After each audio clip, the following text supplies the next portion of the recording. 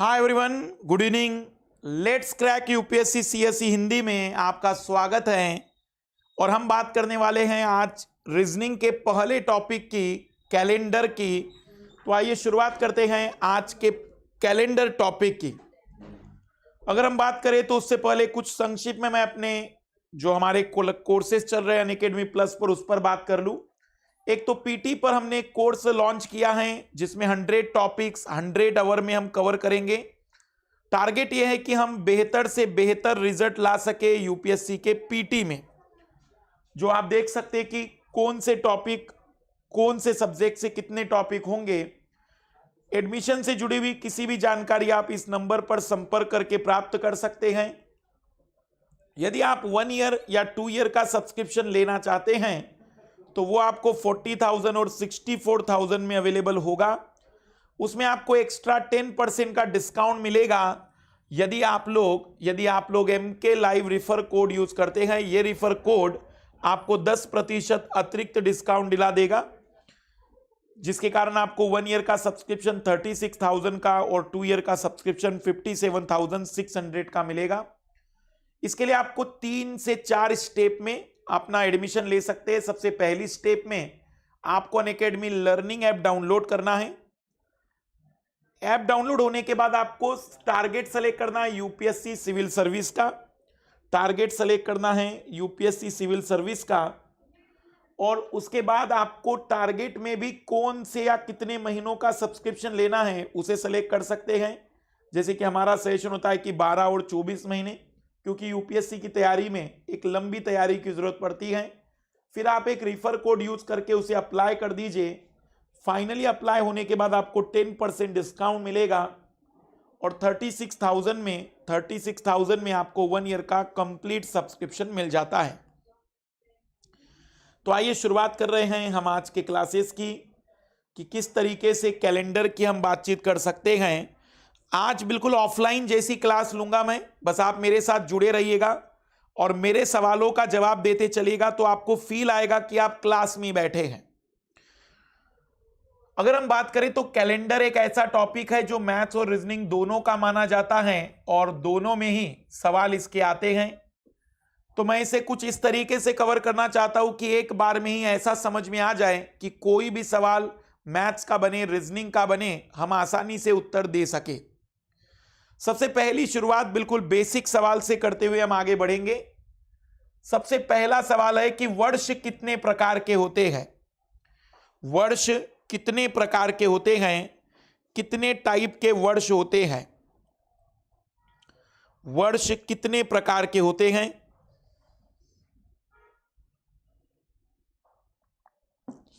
वर्ष कितने प्रकार के होते हैं।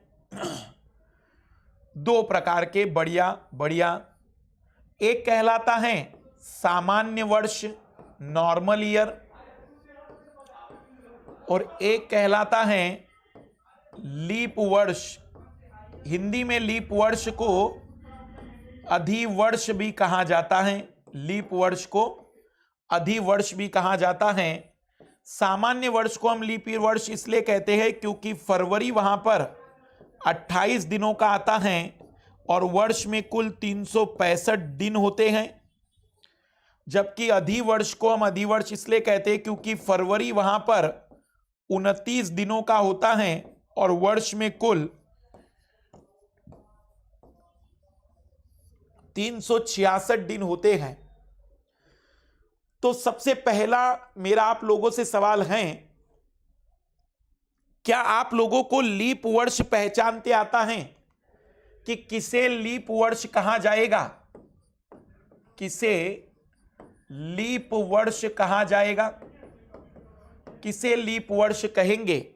क्या हम ये बता सकते हैं कि किसे लीप वर्ष कहा जाता है। Good evening, good evening. जो 4 से डिवाइड होता है, तो जनरली पहला कंसेप्ट है कि यदि किसी वर्ष के अंतिम दो अंक 4 से पूर्ण विभाजित हो, 4 से पूर्ण विभाजित हो तो ऐसा वर्ष लीप वर्ष कहलाता है। ऐसा वर्ष लीप वर्ष कहलाता है। कोई भी वर्ष आपको चेक करना है कि वहां फरवरी 28 का होगा या 29 का, तो आपको केवल क्या करना है, अंतिम 2 अंक, जैसे 2020 अंतिम 2 अंक 4 से विभाजित हो रहे हैं, हम कहेंगे कि वो लीप वर्ष हैं। इस साल फरवरी में 29 दिन होंगे। 2018 4 से पूर्ण विभाजित नहीं हो रहा है तो वह लीप वर्ष नहीं होगा। जैसे कि 1972 4 से पूर्ण विभाजित हुआ तो हम कहेंगे कि वो लीप वर्ष है। तो सबसे पहला कंसेप्ट है कि जिस भी वर्ष के अंतिम 2 अंक 4 से पूर्ण विभाजित होंगे तो ऐसा वर्ष लीप वर्ष कहलाता है, जैसे कि अभी हमने चर्चाएं की। अब मेरा आप लोगों से सवाल है, एक व्यक्ति का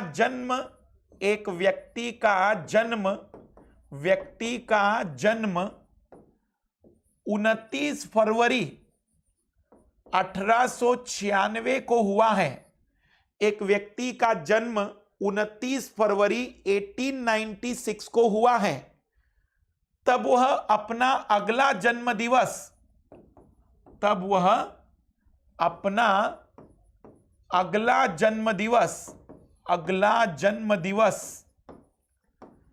किस वर्ष मनाएगा? ऑप्शन भी दे रहा हूं मैं 1900 में, 2000 में, 1904 में, 1897 में। वो अपना अगला जन्मदिवस किस वर्ष मनाएगा? नंदराज, कई सारे लोगों को 1900 लग रहा है, कई लोगों को बी 2000 भी लग रहा है। जो लोग बी लगा रहे हैं, क्या 104 वर्षों के बाद मनाएगा? वो 1800 है, वो 1800 है। गौर करिए कि वो 1800 है, वो 1800 की बात कर रहा है। बिल्कुल कई लोगों का सी, कई लोगों का डी भी आ रहा है। अब मेरी बात ध्यान से सुनिएगा। अब मैं कंसेप्ट की ओर आ रहा हूं। सामान्यतः यदि 2020 लीप वर्ष है तो अगला लीप वर्ष 4 वर्ष के बाद या चौथा वर्ष होगा 2024, अगला लीप वर्ष 2028, अगला लीप वर्ष 2032। नियम यह कहता है कि हमेशा चौथा वर्ष लीप वर्ष होता है। नियम यह कहता है कि हर चौथा वर्ष लीप वर्ष होता है। लेकिन यदि यहां मैं बात करूं तो 1896 के बाद जब मैंने इसमें 4 जोड़ा तो वो 1900 आता है, पर 1900 इसका उत्तर नहीं होगा। क्यों नहीं होगा? क्योंकि 1900 एक शताब्दी वर्ष है। शताब्दी वर्ष उसे कहते हैं जिसके अंतिम 2 अंक 00 होते हैं, उन्हें हम लोग शताब्दी वर्ष कहते हैं। और शताब्दी वर्ष में 4 का नियम नहीं, 400 का नियम लगता है। इसका मतलब यह हुआ मेरे लालो कि जो शताब्दी 400 से पूर्ण विभाजित होगी वही लीप वर्ष होगी। यहां पर 4 वर्ष के बाद 1900 आ रहा है, और क्योंकि वो एक शताब्दी है और वो 400 से पूर्ण विभाजित नहीं है, इसलिए वह लीप वर्ष नहीं है। इसे और 4 साल इंतजार करना पड़ेगा और ये अपना पहला बर्थडे 1904 को मनाएगा। इसका मतलब यह हुआ कि आज पहला कंसेप्ट आपको क्लियर होना चाहिए कि यदि वर्ष के अंतिम 2 अंक 4 से पूर्ण विभाजित हो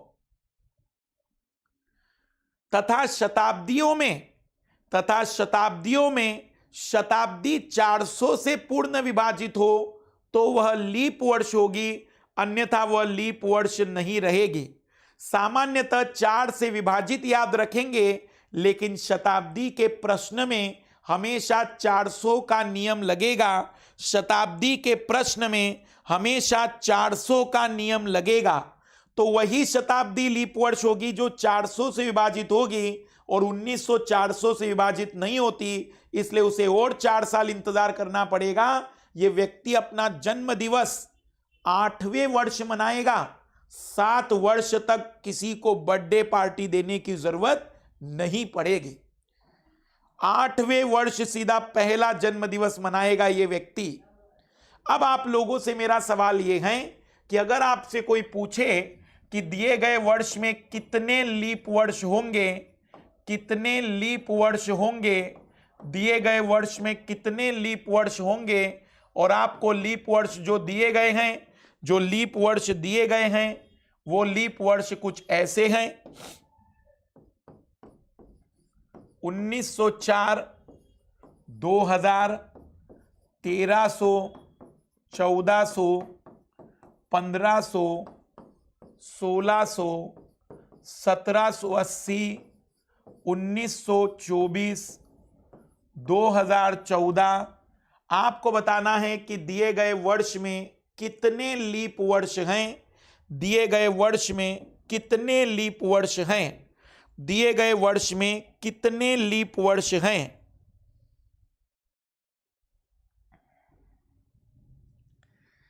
कितने लीप वर्ष हैं, कितने लीप वर्ष हैं, दिए गए वर्ष में कितने लीप वर्ष होंगे।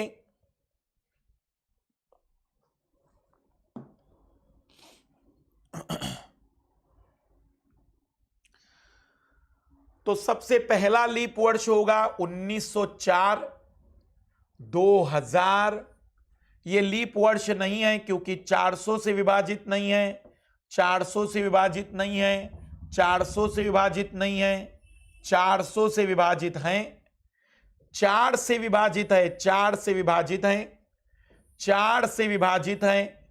हम कहेंगे कि दिए गए लीप वर्ष में, दिए गए वर्षों में 5 लीप वर्ष होने चाहिए थे, 5 लीप वर्ष होने चाहिए थे। क्या आपको पहला कंसेप्ट क्लियर हो चुका है? क्या आपको पहला कंसेप्ट क्लियर हो चुका है कि लीप वर्ष उसे कहते हैं जिसमें वर्ष के अंतिम 2 अंक 4 से विभाजित होते हैं, लेकिन शताब्दी में वो 400 से विभाजित करने वाले वर्ष को ही लीप वर्ष मानेगा, 400 से विभाजित होने वाले वर्ष को ही लीप वर्ष मानेगा।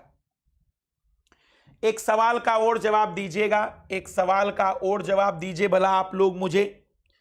मान लीजिए कि एक व्यक्ति की जन्म तिथि 1988, 29 फरवरी 1988 की है, 29 फरवरी 1988 की है।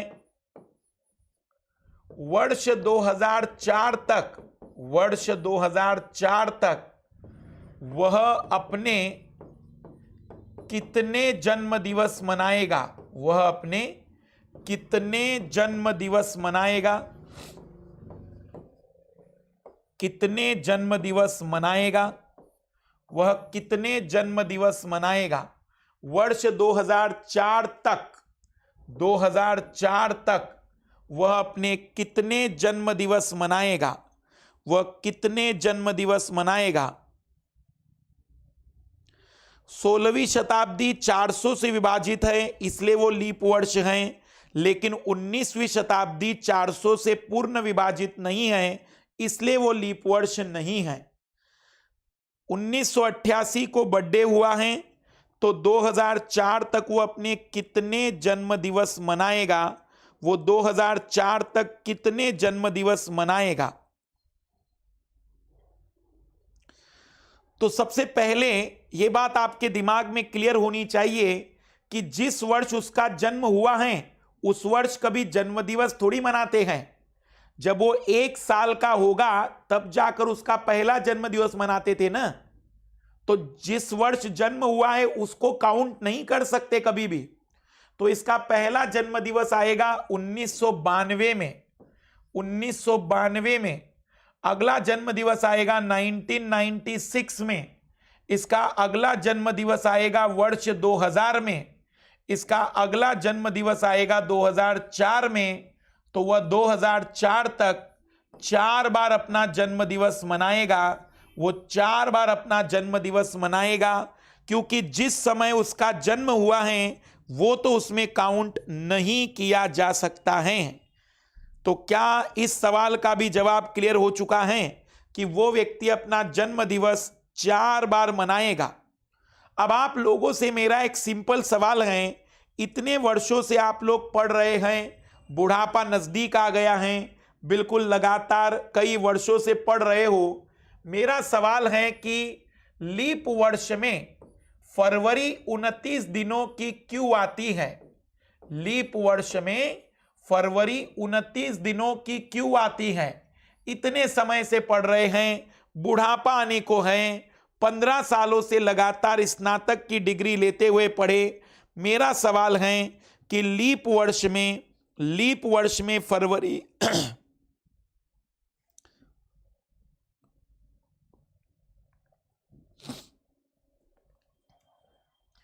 कई लाल लाली ये कह रहे हैं, कई लाल लाली ये कह रहे हैं, मैं बता दूं लाल लाली क्या कह रहे हैं।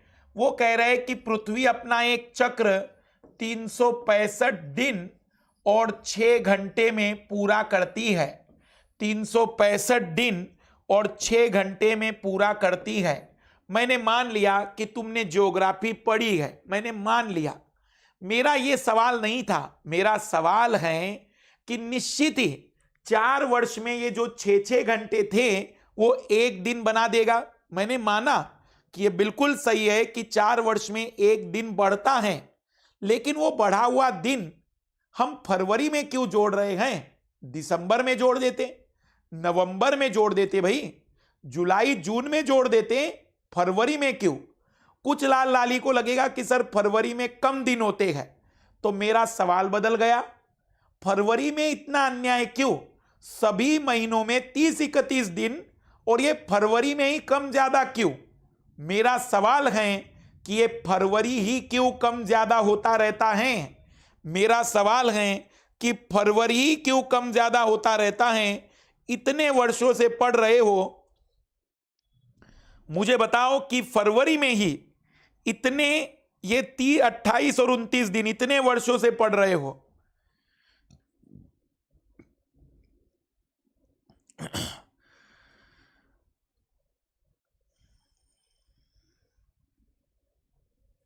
बढ़िया बढ़िया कुछ लोग बता रहे हैं। आइए देखना, अब मैं बताने की कोशिश कर रहा हूं।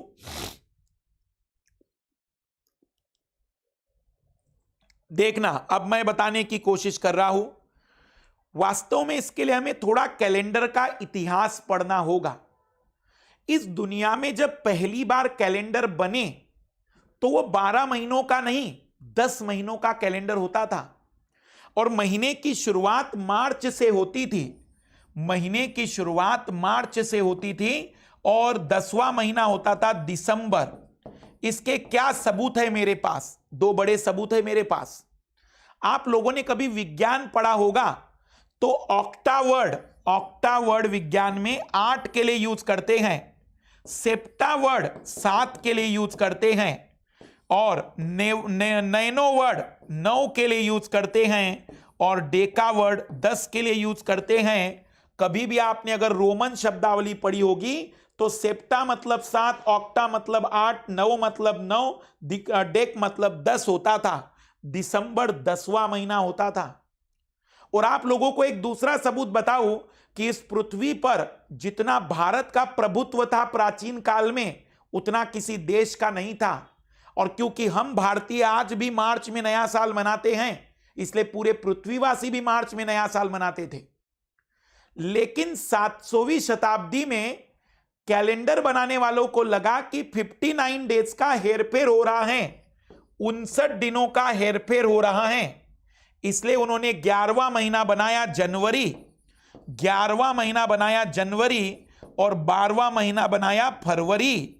12वां महीना है फरवरी। मैं ये बताना चाह रहा हूं, कि फरवरी दूसरा नहीं 12वां महीना है, और ऑब्वियसली जब कोई अतिरिक्त चीज जुड़ेगी तो वो आखिरी के महीने में जुड़ेगी, और ऑब्वियसली जब एक पैटर्न के साथ बातें चलेगी और आखिरी में वो पैटर्न फॉलो ना हो तो जितने दिन होंगे उतने दिन हम मान लेंगे फरवरी में।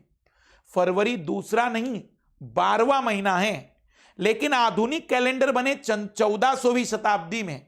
आधुनिक कैलेंडर बने 1400वीं शताब्दी में, जब इन आखिरी के 2 महीनों को उठाकर इन्हें लगा कि गणित सही होगा, यदि हम इनको शुरुआत में 2 जोड़ दें तो ग्रेगोरियन कैलेंडर में ये आगे के 2 महीने बन गए बगैर किसी परिवर्तन के।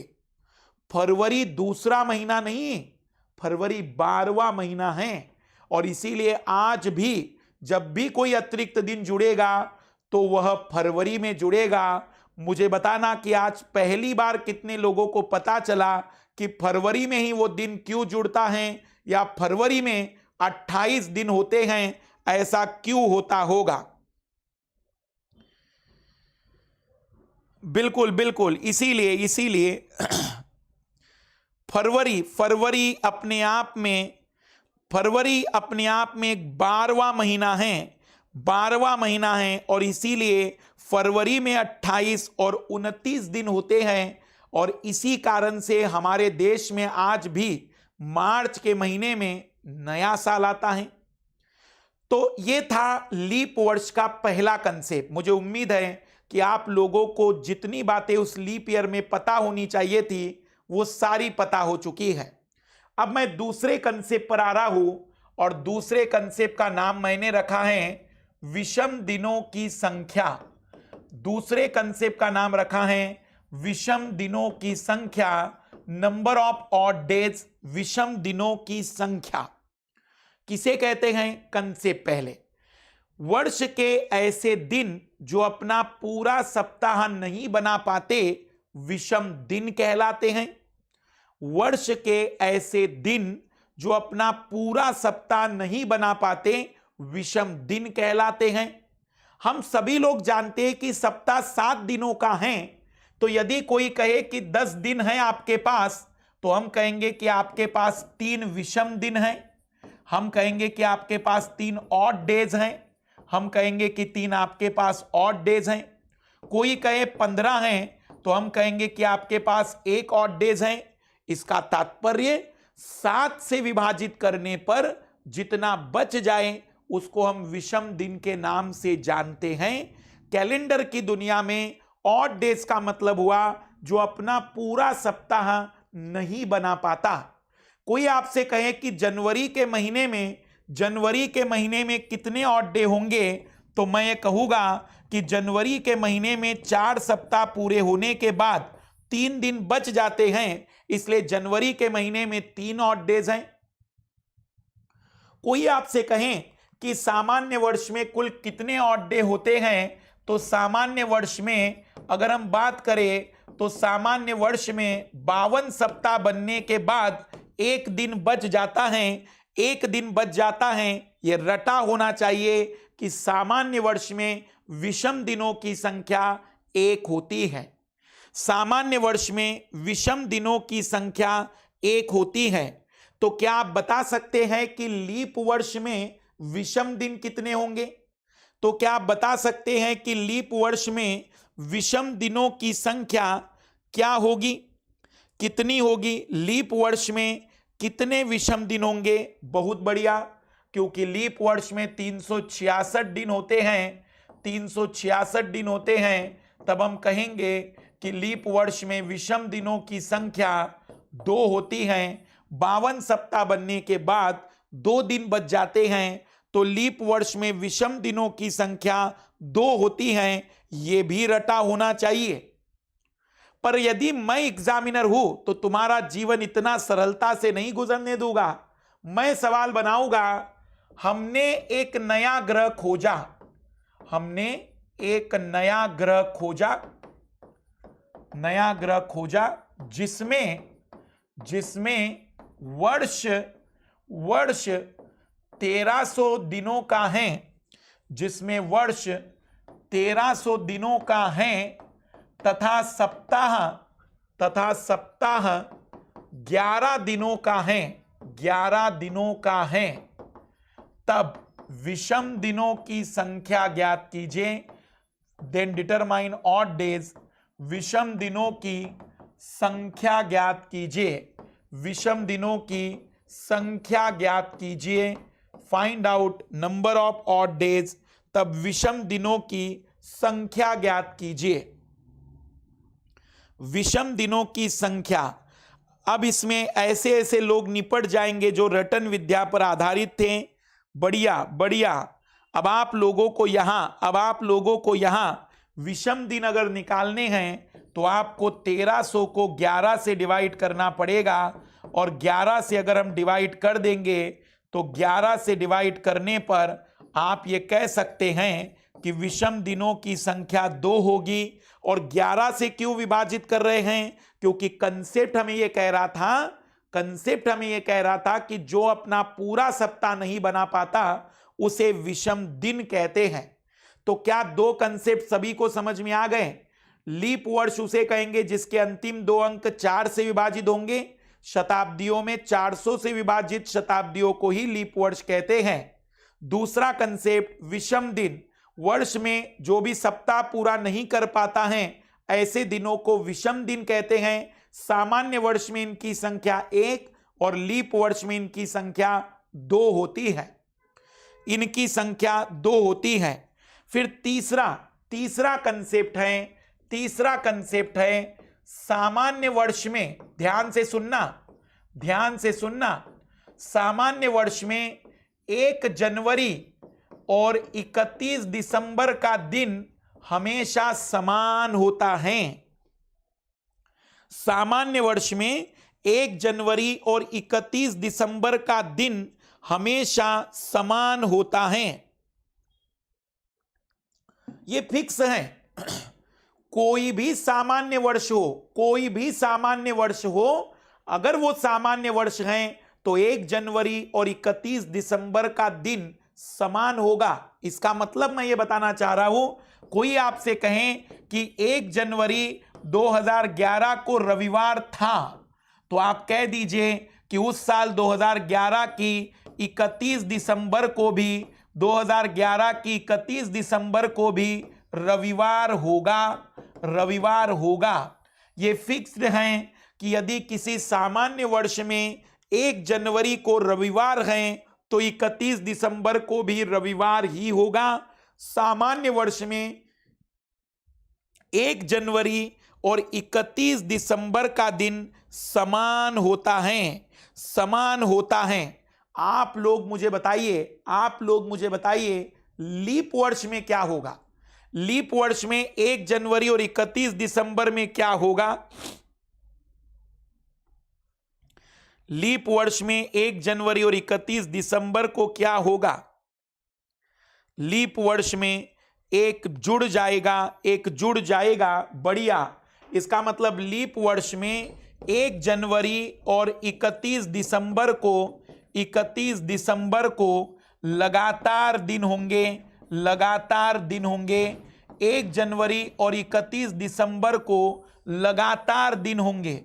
हम ये कह सकते हैं कि लीप वर्ष में 1 जनवरी और 31 दिसंबर को लगातार दिन होंगे। लगातार दिन का मतलब हम ये कहेंगे कि यदि 1 को रविवार था तो 31 दिसंबर को सोमवार होगा। यदि 1 को सोमवार था तो 31 दिसंबर को मंगलवार होगा। हम ये कह सकते हैं कि 1 जनवरी और 31 दिसंबर को लगातार दिन होंगे। तो दोनों कंसेप्ट में रिवाइज कर रहा हूं। यदि सामान्य वर्ष हैं तो 1 जनवरी और 31 दिसंबर का दिन समान होगा, लेकिन यदि लीप वर्ष हैं तो 1 जनवरी और 31 दिसंबर को अलग अलग दिन होंगे। तो आप लोगों से मेरा एक सवाल है कि यदि 1 जनवरी 2007 को सोमवार हो, यदि 1 जनवरी 2007 को सोमवार हो, तब 31 दिसंबर 2009 को क्या होगा? यदि 1 जनवरी 2007 को सोमवार हो तो 31 दिसंबर 2009 को क्या होगा? आइए देखते हैं कितने लाल लाली निकाल पाएंगे। राहुल जल्दबाजी नहीं, और ओदी, आसमा, अखिलेश, ये सब हवाबाजी वाले लोग हैं, जल्दबाजी कर रहे हैं। मैंने 2007 की जगह 2009 पूछा है मेरे लालो। कोई बात नहीं, लीप वर्ष वाला कंसेप्ट बाद में देख लीजिएगा, अब इसको कर लीजिए पहले। 1 जनवरी 2007 को यदि सोमवार हैं तो 31 दिसंबर 2009 का दिन क्या होगा? बढ़िया और खूबसूरत सवाल हैं, बढ़िया और खूबसूरत सवाल हैं। ऐसे सवालों को आपको कंसेप्चुअली सॉल्व करते आना चाहिए। 2007 एक सामान्य वर्ष है, तो 1 जनवरी 2007 को यदि सोमवार था तो यह स्पष्ट हुआ ना कि 31 दिसंबर 2007 को सोमवार ही होगा। और 1 जनवरी 2008 नया वर्ष है, नया वर्ष मंगलवार को आएगा, पर 2008 एक लीप वर्ष है, तो 31 दिसंबर 2008 में बुधवार आएगा मेरे लालो। और 1 जनवरी 2009 को हम कहेंगे कि बृहस्पतिवार, गुरुवार, वीरवार, थर्सडे होगा। तो 2009 सामान्य वर्ष है, 31 दिसंबर 2009 को गुरुवार, थर्सडे होगा। आंसर बहुत से लोगों ने बुधवार तक पहुंचे थे। गणित और रीजनिंग की दुनिया में हवाबाजी करने वाले लोगों का जीवन बहुत अल्प अवधि का होता है, इसलिए कागज पेन का उपयोग करने की आदत डालिए। 1 जनवरी 2007 को सोमवार है, तो 31 दिसंबर 2009 को बृहस्पतिवार, गुरुवार, थर्सडे या वीरवार होगा। जरा मुझे एक बार फिर आंसर दीजिएगा, कई लोगों का गलत आया है। यदि 1 जनवरी 2011 को शुक्रवार हो, 1 जनवरी 2011 को शुक्रवार हो, तो 31 या 1 जनवरी 2013 को क्या होगा? 1 जनवरी 2013 को क्या होगा? आइए देखते हैं कितने लालों का आंसर आ पाता है, कितने लालों का आंसर आ पाता है।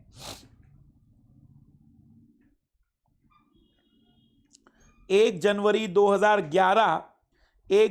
2011 को शुक्रवार हैं, तो 1 जनवरी 2013 का दिन क्या होगा? अधिकतर लोगों का सोमवार आ रहा है, तो मुझे उम्मीद है कि अब सही होना चाहिए। अधिकतर क्या, सभी का पहली बार सभी का सोमवार। बहुत खूबसूरत, बहुत खूबसूरत। सभी लोग बड़े ईमानदारी से पढ़ रहे हैं। तो इसका मतलब ये हुआ कि 1 जनवरी 2011 अगर शुक्रवार हैं तो लीप वर्ष सामान्य वर्ष हैं। सामान्य वर्ष में 31 दिसंबर 2011 को भी शुक्रवार होगा, तो नया वर्ष 1 जनवरी 2012 शनिवार होगा। पर क्योंकि 2012 लीप वर्ष हैं, तो 31 दिसंबर 2012 को रविवार होगा, और नया वर्ष 1 जनवरी 2013 सोमवार को आएगी। बहुत बढ़िया। मैं एक बार रिवाइज कर दूं, क्या क्या पढ़ा दिया मैंने आप लोगों को।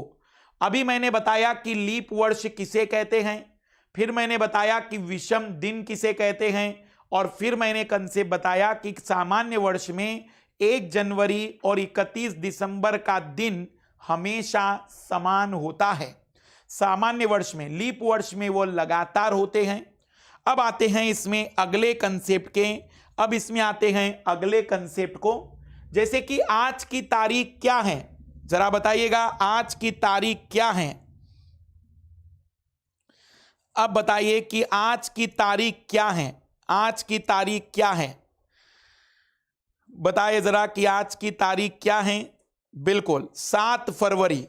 तो जैसे कि आज की तारीख है 7 फरवरी 2020, आज की तारीख है 7 फरवरी 2020। अब मुझसे कोई पूछे कि 7 फरवरी 2020 और आज का दिन है, आज का दिन क्या है? आज के दिन क्या है? फ्राइडे। आज का दिन है शुक्रवार। हम कहेंगे कि आज का दिन है शुक्रवार। कोई आपसे कहे कि बताओ 7 फरवरी 2021 को कौन सा दिन होगा? 7 फरवरी 2021 को कौन सा दिन होगा? अभी उत्तर मत देना, पहले समझो। मैं ये कहना चाह रहा हूं कि यदि तारीख सेम हो, महीना सेम हो और वर्ष केवल एक से आगे पीछे हो, तो क्या हम डायरेक्ट बता सकते हैं कि उस तारीख का दिन क्या होगा? यदि तारीख सेम हो, महीना सेम हो, तो क्या हम डायरेक्ट बता सकते हैं कि उस तारीख का दिन क्या होगा? तो अब मेरी बातों को ध्यान से सुनना। ऐसे सवालों में सबसे महत्वपूर्ण है कि फरवरी कौन सा या कितने दिनों का खत्म होगा? फरवरी कितने दिनों वाला खत्म होगा? कितने दिनों वाला खत्म होगा? फरवरी कितने दिनों वाला खत्म होगा? फरवरी कितने दिनों वाला खत्म होगा? मुझे बताना। यदि हम कहानी की शुरुआत कर रहे हैं 7 फरवरी 2020 से और खत्म कर रहे हैं 7 फरवरी 2021 को, तो आप लोग क्या ये बता सकते हैं कि फरवरी कौन सा खत्म हो रहा है? 2020 वाला या 2021 वाला? क्या आप ये बता सकते हैं कि कौन सा फरवरी खत्म हो रहा है? कौन सा फरवरी खत्म हो रहा है? 20 वाला। बहुत बढ़िया। और 20 वाला फरवरी 29 दिनों का है। यदि फरवरी 29 दिनों का खत्म हो तो कैलेंडर 2 दिनों से बदलेगा, 2 दिनों से बदलेगा। और यदि फरवरी 28 दिनों वाला कंप्लीट हो तो 1 दिन से बदलता है, 1 दिन से बदलता है। रिपीट कर रहा हूं मैं, तारीख सेम हो, महीना सेम हो, कैलेंडर 1 साल से आगे पीछे हो, तब ऐसी परिस्थिति में फरवरी यदि 28 दिनों वाला आ जाए तो कैलेंडर 1 दिन से बदलेगा। लेकिन यदि फरवरी 29 दिनों वाला आ जाए तो कैलेंडर 2 दिन से बदलेगा। इसका मतलब यह हुआ कि 7 फरवरी 2021 अगले साल आज की तारीख में रविवार होगा। आज की तारीख में रविवार होगा। आज की तारीख में रविवार रहेगा। आज की तारीख में रविवार रहेगा। तो जरा मुझे बताइएगा, मैं एक बार फिर सवाल दे रहा हूं। अगर कोई आपसे कहे कि 12 अगस्त 2012 को रविवार है, तो बताइए कि 12 अगस्त 2013 को क्या होगा? 12 अगस्त 2013 को क्या होगा? तारीख सेम है, महीना सेम है, कैलेंडर 1 से बदल रहा है, 1 वर्ष से कैलेंडर बदल रहा है, 1 वर्ष से कैलेंडर बदल रहा है। कुछ लोगों का मंगलवार भी आ रहा है, कुछ लोगों का मंगलवार भी आ रहा है। तो ऐसी परिस्थिति में आप लोगों को यह बात समझने आनी चाहिए थी कि कहानी की शुरुआत हुई 12 अगस्त से और खत्म हुई 12 अगस्त पर। तो अगस्त से लेकर अगस्त तक में फरवरी कौन सा आया मेरे लालो? फरवरी 13 का आया, जो 28 दिनों का है। और 28 दिनों का फरवरी मतलब कैलेंडर 1 दिन से बदलेगा। और यदि कैलेंडर 1 दिन से बदलेगा तो उत्तर आना चाहिए था सोमवार, क्योंकि इस दरमियान आने वाला फरवरी 28 दिनों का है। ये मत देखना कि वो लीप वर्ष है, हमें इससे कोई मतलब नहीं। हमें देखना है इस दरमियान। आप सोचो ना कि अगस्त से कहानी शुरू हुई, अगस्त, सितंबर, अक्टूबर, नवंबर, दिसंबर, जनवरी, फरवरी, मार्च, अप्रैल, मई, जून, जुलाई, अगस्त। तो जो फरवरी बीच में आया वो फरवरी 2013 वाला आया था, 12 वाला नहीं था। इसलिए कैलेंडर 1 दिन से बदलेगा। इसलिए कैलेंडर 1 दिन से बदलेगा। मैं रिपीट कर रहा हूं, मैं रिपीट कर रहा हूं, मैं रिपीट कर रहा हूं, मुझे बताना। एक और सवाल, एक और सवाल। यदि किसी व्यक्ति ने 28, यदि किसी व्यक्ति के द्वारा बताया जा रहा है कि 27 फरवरी को, 27 फरवरी 2011 को शनिवार था, तो बताइए कि 27 फरवरी 2012 को क्या होगा? 27 फरवरी 2012 को क्या होगा? 27 फरवरी 2012 को क्या होगा? 27 फरवरी 2012, 27 फरवरी 2012। लाइक और शेयर कर दिया करिए, 300 से ज्यादा लोग देख रहे हैं, लाइक कम हो रहे हैं। क्या इतना मास्टर खराब पढ़ा रहा है मेरे लालो? बिल्कुल, इधर ध्यान देना, इधर ध्यान देना। 27 फरवरी से कहानी शुरू हुई, तो फरवरी 2012 का अभी 29 हमने यूज नहीं किया है, अभी भी उस पर 28 फरवरी वाले का ही प्रभाव होगा। इसलिए अच्छा और खूबसूरत सवाल है, आंसर आएगा रविवार। लेकिन यदि प्रश्न आ जाए 27 फरवरी 2013, 27 फरवरी 2013 आ जाता, तो उत्तर फिर आ जाता मंगलवार, उत्तर फिर आ जाता मंगलवार, फिर उत्तर आ जाता मंगलवार। इसे नोट करना, अपनी कॉपी में नोट करना। जब भी जीवन में रिवीजन करने का मौका मिलेगा, यह उदाहरण तुम्हें बताएगा कि कौन सा फरवरी इंपॉर्टेंट होता है। जो फरवरी खत्म होगा वो फरवरी हमारे लिए इंपॉर्टेंट होता है, वो फरवरी हमारे लिए इंपॉर्टेंट होता है। बिल्कुल, आप लोगों को ध्यान देना है कि वो फरवरी इंपॉर्टेंट है जो कंप्लीट होता है। तो सबसे पहला कंसेप्ट मैंने आज आप लोगों को बताया, लीप वर्ड्स उसे कहते हैं जिसके अंतिम 2 अंक 4 से विभाजित होंगे, शताब्दी में 400 से। दूसरा कंसेप्ट मैंने आप लोगों को बताया कि कहीं पर भी विषम दिन उसे कहते हैं जो अपना पूरा सप्ताह नहीं बना पाता। तीसरा कंसेप्ट मैंने आपको बताया कि सामान्य वर्ष में 1 जनवरी 31 दिसंबर का दिन समान होगा, जबकि लीप वर्ष में लगातार होगा।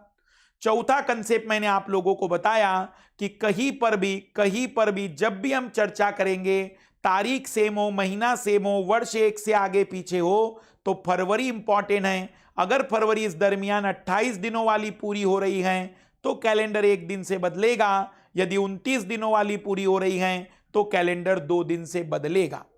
क्या यहां तक की बात पूरी तरह से क्लियर हो चुकी है? कि यहां तक की बात बिल्कुल क्लियरिटी के साथ समझ में आ रही है? वर्षा का सवाल है कि कैसे समझेंगे कि फरवरी 28 का या 29 का, तो मुझे लगता है कि आप देरी से आए हैं। सबसे पहले मैंने यही सिखाया कि कैसे पहचानेंगे कि वह 28 का है कि 29 का है, 28 का है और 29 का है। हमेशा ही फरवरी, कभी भी 27 फरवरी 2012 से जो कहानी शुरू हुई तो वह 27 फरवरी 2013 पर खत्म हुई, वो 27 फरवरी 2013 पर खत्म हुई। तो हम कहेंगे कि इन बिटवीन 2013 का फरवरी तो अभी कंप्लीट हुआ ही नहीं है, 2012 वाला कंप्लीट हुआ जो 29 दिनों का है, इसलिए कैलेंडर 2 दिन से बदल जाएगा, इसलिए कैलेंडर 2 दिन से बदल जाएगा। पर इसमें सबसे ज्यादा सवाल पूछे जाते हैं, किसी तारीख का दिन निकालने में। जैसे आपसे पूछा जाएगा कि बताइए 16 दिसंबर 1971 का दिन ज्ञात कीजिए, 16 दिसंबर 1971 का दिन ज्ञात कीजिए। तब 1971 का दिन, क्योंकि हमें कोई कैलेंडर तो याद नहीं है, इसे 2 प्रकार की विधि से हल किया जाता है। एक शताब्दी 16वीं शताब्दी से हम कैलेंडर को बनाते हुए समझते हुए बढ़ेंगे, थोड़ा सा ये समझने में कठिन होता है। और दूसरा एक तरीका, एक ट्रिक्स है जो एक पर्टिकुलर नंबर कोड पर आधारित है। यदि वो नंबर कोड आपको पता है तो आप ऐसे सवालों का जवाब 12 से 15 सेकंड में बता देंगे कि उस तारीख का दिन क्या रहेगा। 12 से 15 सेकंड में आप बता देंगे कि उस तारीख का दिन क्या रहेगा। तो आइए देखते हैं कि ऐसे सवालों का आंसर हम कैसे निकालेंगे। ऐसे सवालों का आंसर हम कैसे निकालेंगे, किसी भी तारीख का दिन हम कैसे बता सकते हैं। इधर ध्यान दीजिएगा, इधर ध्यान दीजिएगा। हम जानते हैं कि वर्ष दो प्रकार के होते हैं। हम जानते हैं कि वर्ष दो प्रकार के होते हैं। एक सामान्य वर्ष होता है और एक लीप वर्ष होता है। एक लीप या अधिवर्ष होता है। सामान्य वर्ष में आप याद रखेंगे 14, 40, 250, 36, 146 का एक नंबर कोड। यदि ये नंबर कोड आपको याद है तो ये ट्रिक्स काम की हैं, नहीं याद है तो ये बेकार है किसी भी तरीके से। और मैं वो तरीका बताऊंगा कि याद कैसे करना है, वो घबराना नहीं, पर रटा होना चाहिए। रात में 12 बजे कोई उठाकर पूछे कि नाम के अलावा क्या बता सकते हो, तो 14, 40, 250, 36, 146। उम्र के 80 साल में नाती पोती पूछे कि दादा दादी कुछ धुंधला धुंधला याद आ रहा है, तो धुंधला धुंधला ही सही 144025036146। किसी भी पड़ाव में मेमोरी लॉस हो जाए लेकिन किसी जगह ये पड़ा रहे 14, 40, 250, 36, 146। याद कैसे करेंगे लाले, ध्यान से देखेंगे कैसे याद करेंगे। मुझे बताना, वर्ष में महीने कितने होते हैं? वर्ष में महीने होते हैं 12, तो 12 का वर्ग, फिर 3-3 नंबरों का ग्रुप करते हुए 5 का वर्ग, फिर 3-3 नंबरों का ग्रुप करते हुए 6 का वर्ग, और फिर 3-3 नंबरों का ग्रुप करते हुए 12 का वर्ग। क्योंकि 2 बार यूज किया इसलिए 12 का स्क्वायर प्लस 2। तो 12 का स्क्वायर शुरुआत और अंत करेगा। अब मुझे उम्मीद है कि सभी को याद हो गया होगा। मुझे उम्मीद है कि सबको याद हो गया होगा। 12 का स्क्वायर, 5 का स्क्वायर, 6 का स्क्वायर, 12 का स्क्वायर प्लस 2। और जो मंथ कोड ये क्या है? ये है क्या? ये 12 महीनों के कोड है। ये 12 महीनों के कोड हैं। ये सामान्य वर्ष में महीना जनवरी का कोड है, ये फरवरी, ये मार्च, ये अप्रैल, मई, जून, जुलाई, अगस्त, सितंबर, अक्टूबर, नवंबर और दिसंबर। हम कहेंगे कि ये पूरे 12 महीनों के कोड हैं, जनवरी से लेकर दिसंबर तक सामान्य वर्ष में। यही कोड लीप वर्ष में भी लगेंगे, बस लीप वर्ष में जनवरी और फरवरी का कोड बदलेगा और वो आपको मिलेगा इन दोनों में से एक एक माइनस करने पर। यदि इन दोनों में से एक एक माइनस कर दो तो एक में से एक गया 0, 4 में से एक गया 3, बस बाकी सब सेम है। 40, 250, 36, 146, 40, 250, 36, 146। ये लीप वर्ष में 12 महीनों का कोड है। ये जनवरी, फरवरी, बाकी सब कोड तो सेम है। तो लीप वर्ष में केवल जनवरी फरवरी का कोड बदलेगा। तो आप लोग केवल याद रखेंगे किसे? आप लोग याद रखेंगे केवल सामान्य वर्ष के कोड को, लीप वर्ष को तो बता दिया जाएगा। क्योंकि हमें इन सवालों को हल करते समय एक महीने की समय जरूरत पड़ेगी, तो हम महीना ना लिखकर उसका कोड लिखते हैं। बस इतना सा काम करना है, बाकी हम पर छोड़ दो। अब उत्तर कैसे आएगा? 14, 40, 250, 36, 146। बस ये हमारी शर्त पूरी होनी चाहिए। प्रश्न था 16 दिसंबर 1971 का दिन क्या होगा? तो सबसे पहले आप तारीख लिखेंगे। सबसे पहले तारीख लिखेंगे। सबसे पहले तारीख लिखेंगे 16। सवाल है 71 का सामान्य वर्ष है, तो दिसंबर का कोड, दिसंबर का कोड, वहां दिसंबर 12 नहीं, दिसंबर का कोड लिखेंगे 6। दिसंबर का कोड लिखेंगे 6। दिसंबर का कोड लिखेंगे 6। फिर जिस वर्ष की बात चल रही है उसके आखिरी के 2 डिजिट, उसके आखिरी के 2 डिजिट, और आखिरी के 2 डिजिट, आखिरी के 2 डिजिट 4 से कितनी बार विभाजित हुए? पूरे पूरे 4 से कितनी बार विभाजित हुए? क्यों? क्योंकि कितने लीप वर्ष आए हैं ये पता चलना चाहिए अभी तक। तो ये कितनी बार लीप वर्ष आ चुका है? 17 बार। ये लीप वर्षों की संख्या निकालेंगे, ये लीप वर्षों की संख्या निकालेंगे, हमने इसको जोड़ देना है बस। तो 12 और 8 20, 7 और 2 9, 110। जो भी जोड़ आया विषम दिन निकाल दो, जो भी जोड़ आया है विषम दिन निकाल दो, विषम दिन निकाल दो। विषम दिन कैसे निकालते थे हम लोग? अभी हमने सीखा था 7 से विभाजित करके, क्योंकि जो सप्ताह नहीं बनाते वो विषम दिन है। तो 7 दिनों का सप्ताह तो 7 से डिवाइड कर दिया और आपके पास विषम दिन आ गए। आपके पास आ गए विषम दिन 5। आपके पास विषम दिनों की संख्या आ गई 5। ये हमारे लिए इंपॉर्टेंट है।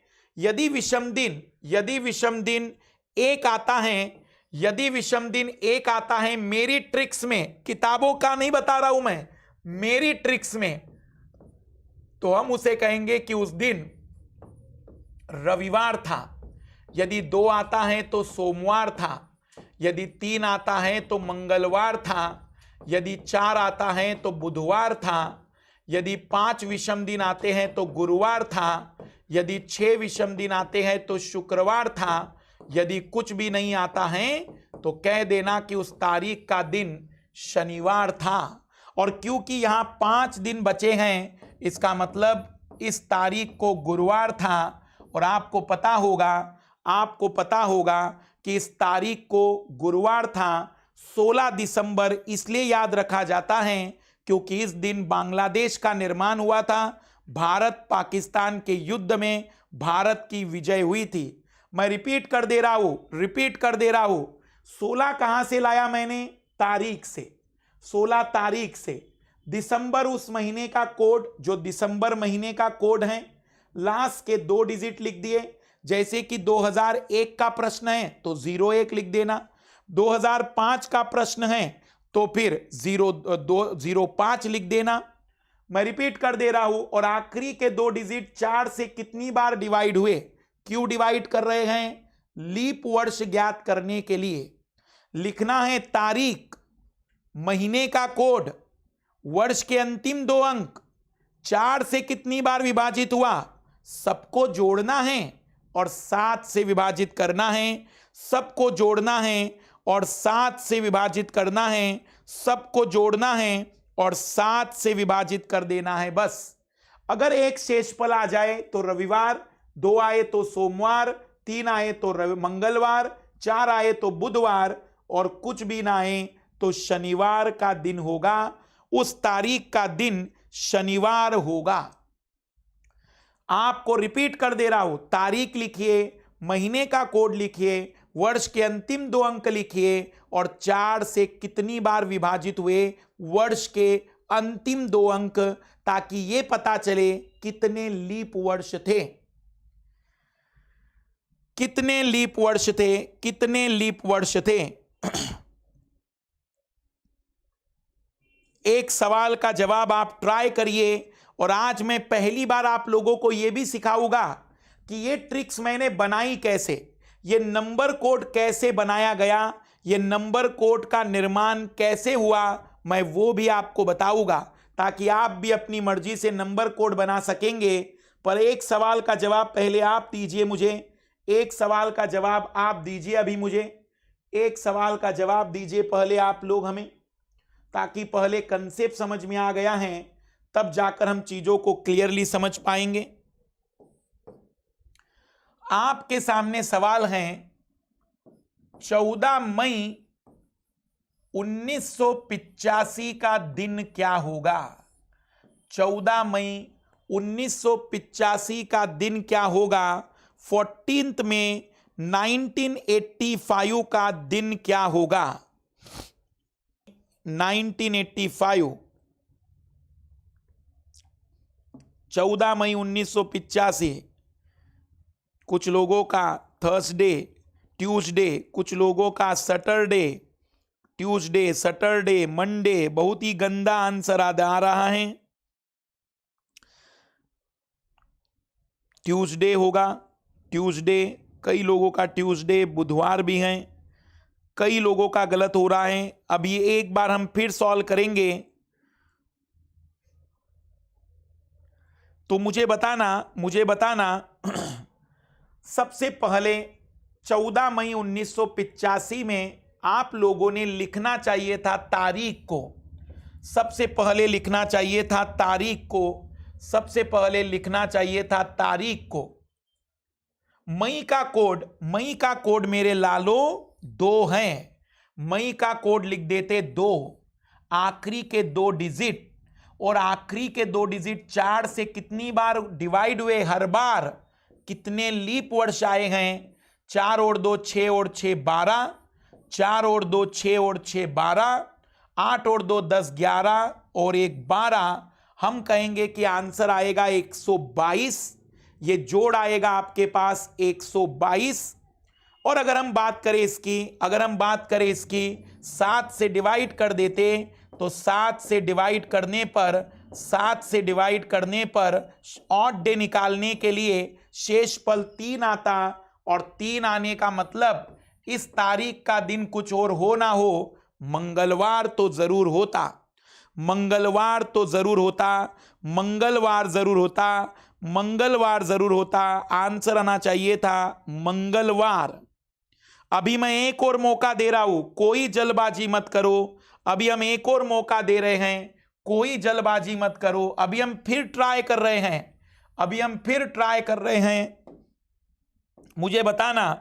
मुझे बताना 26 जनवरी 1950 का दिन, 26 जनवरी 1950 का दिन 56 वर्ष हैं, इसलिए जनवरी का कोड 1 आएगा। लास्ट के 2 डिजिट तारीख लिख दी, महीना लिख दिया, लास्ट के 2 डिजिट 4 से कितनी बार डिवाइड हुआ, उसे लिख दीजिए। तो 4 से 12 बार, 6 और 2 8 और 1 9, तो आ जाएगा 89। ऑड डे निकाल दीजिए 7 से विभाजित करके, और 7 से डिवाइड करने पर शेषफल आ रहा है 5, और 5 आने का मतलब उस तारीख का दिन गुरुवार थर्सडे आना चाहिए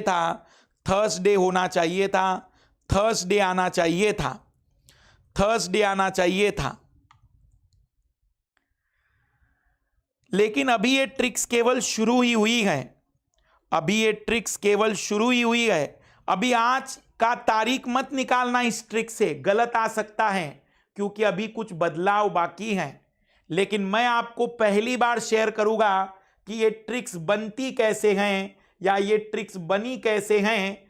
कल की क्लास का इंतजार करिएगा, कल की क्लास में मैं शेयर करूंगा कि ये ट्रिक्स बनती कैसे हैं, और अभी इस ट्रिक्स में कुछ बदलाव भी जरूरी हैं, कुछ परिवर्तन भी होंगे, उन परिवर्तनों पर भी ध्यान देना। तो अभी अधूरी क्लास है, एक क्लास हमें और लगेगी ताकि हम इसे पूरी तरह से बेहतर कर सकें। अभी तक हमने 4 बातें रिवाइज की हैं, 4 बातें कंप्लीट की है। लीप वर्ष, विषम दिन, 1 जनवरी और 31 दिसंबर वाला कंसेप्ट सामान्य और लीप वर्ष का, और चौथा कंसेप्ट तारीख सेम हो, महीना सेम हो, ये 4 पूरे हुए हैं। 5वां कंसेप्ट अभी अधूरा है, 5वें कंसेप्ट के लिए कल का इंतजार करिएगा। 5वां कंसेप्ट हम कल पूरा करेंगे, तो इसको रिवाइज करते चलिएगा। हम देखेंगे कि 2000 में क्या होगा, कल इंतजार करिएगा। बाकी आप हमारे Telegram channel Madhukar sir official पर प्रैक्टिस क्वेश्चन पेपर देख सकते हैं। बिल्कुल आप थोड़ा सा जो लेट आए हैं वो वीडियो देख लीजिएगा, शेयर और लाइक करते चलिएगा। बाय।